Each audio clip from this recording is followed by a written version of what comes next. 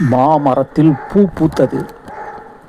முந்தைய வருடத்திற்கு முன் வருடம் இம்மரத்தில் அதிக சுவையான மாங்கனிகளை தந்தது.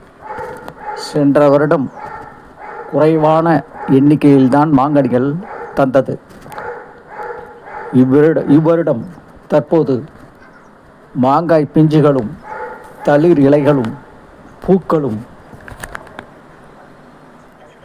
வந்துள்ளன. மாங்கனிகளின் சுவையோ புளிப்பு இன்றி இனிப்பாக இருக்கும். இம்மரத்தில் நிறைய பறவைகள் கூடு கட்டியுள்ளன. இம்மரம் ஏப்ரல் மற்றும் மே மாதங்களில் நிறைய மாங்கனிகளை தர உள்ளது. காய்க்கும் காலத்தில் இந்த மாமரத்திற்கு தொடர்ந்து தண்ணீர் ஊற்றப்படுகிறது.